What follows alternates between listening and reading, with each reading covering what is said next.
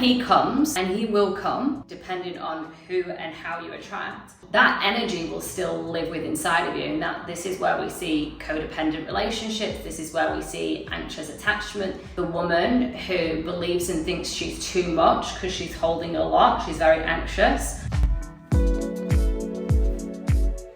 One of the biggest reasons why so many women over 40 are still single is because they're doing this one thing: waiting for a man.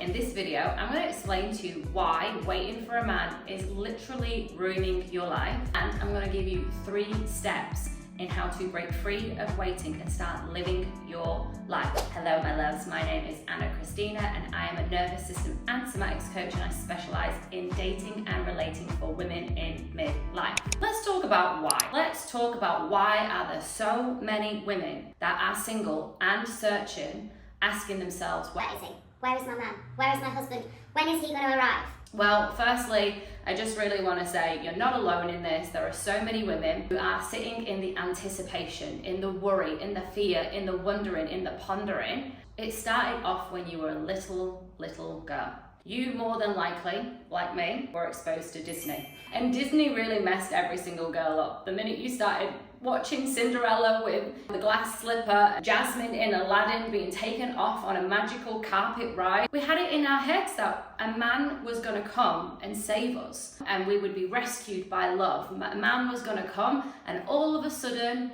everything would be better and we would be happy and we would be whole, perfect and complete. So if you can imagine, like, since you're a little girl, you've had this messaging and this information being literally programmed into your brain, into your nervous system. So of course, as you move through life, and then you have hormones when you're a teenager, and then there's like your first relationship and your second relationship, you start to create this attachment and this connection and this desire and this need almost to having someone. Added that to the whole patriarchal system where, let's be honest, like, women needed men for a certain point in time to survive. I don't want to neglect the fact that we do need each other. We do, men and women do need each other.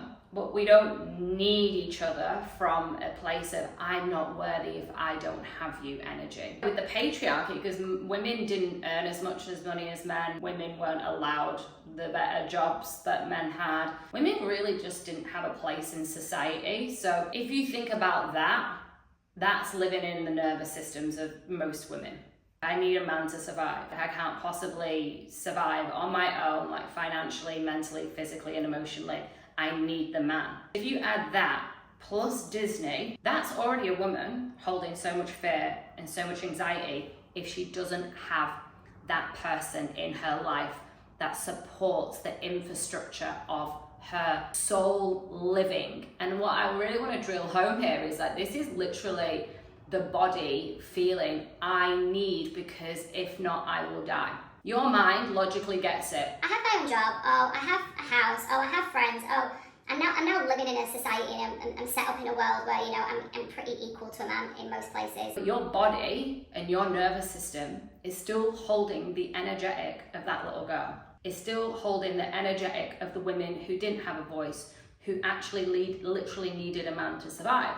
And then if you add on top of all of that, we have societal standards. We have the comparison culture, the visualization and the seeing. Oh, I can see my friends are married. Oh, I can see that these people, you know, have got children. And all of a sudden, like, the outside world is basically reflecting something that you don't have. So if you're holding all of the anxiety and all of the fear, when is he going to come? Where's my man? I need my man. Plus you're holding the weight and the heaviness of your past experiences with men, your mum's experiences with men, your sister's experience with men, your best friend from 1996's experience with men. You're still energetically holding all of that. You're going to look outside of you and you're going to be like, oh, I don't have a man.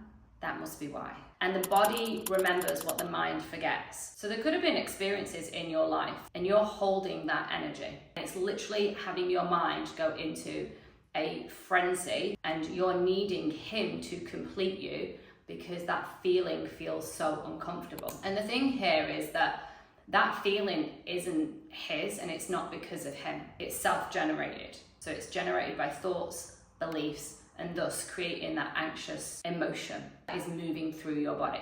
When he comes, and he will come, depending on who and how you attract, he will come. That energy will still live within inside of you, and this is where we see codependent relationships. This is where we see anxious attachment. This is where we see the woman who believes and thinks she's too much because she's holding a lot, she's very anxious, then becomes very, very overbearing in the relationship, very needy in the relationship. She can't feel secure in herself without him. So constantly looking at the blue ticks, constantly wondering if he likes her, asking him to make more of an effort. You don't date me enough, you don't take me out enough, you don't compliment me enough. All the while, because she's held the energy inside of her of a woman that doesn't meet herself, she's always looking to someone or something outside of her to make her feel better, secure, worthy, lovable, liked, accepted. This is the bit where it's really important for you. If you're a woman and maybe you have been single for a really long time and you keep wondering, waiting, questioning, analyzing either every single day, every single experience, every single man you meet, and you're wondering, where is he, where is my man, when is he going to arrive? And you've realized that you've created a pressure on your own timeline, and that's literally the energy that you're living from every single day. And what I see with the clients that I work with, is this then affects their relationship with their parents, it affects their relationship with their friends, it affects their relationship with their careers, because it's you, it's the relationship with yourself.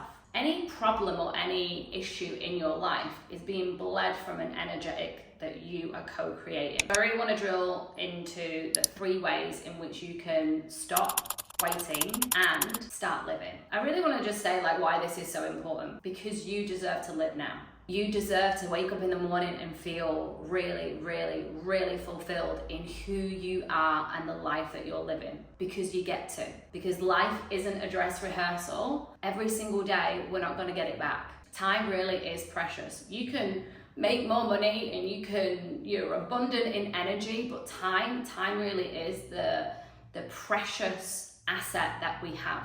So, number 1, to get really clear on what it is and who you want. So this comes back to standards. Who it is that you actually want to have a relationship with. What kind of relationship do you want? How do you want to feel in that relationship? What are the attributes of this man? Kind, honest, funny, has a big heart, is adventurous, is successful and ambitious, works for himself, values time over things, loves to take spontaneous trips out, is a nature lover and loves the beach and loves to surf and loves to hike. What are the pieces in the feeling tone of who this man is? And I want you to go really, really big with this. I don't want you to just be like, oh, has a great job. I want you to be really ambitious with his job. He's really driven. He's very boundaried with his job though, so he loves his time off, which then gives him the energy to then be really great in what he does. Really get into the energy of who he is and match yourself with that energy. Be like, where am I not showing up with this? If I want this man to be kind, to be honest, to be in integrity, where am I not in the places in my life? So I want you to get really detailed with what you want and then let it go. Number 2, start owning who you are. What type of woman do you want to be in a relationship, but period?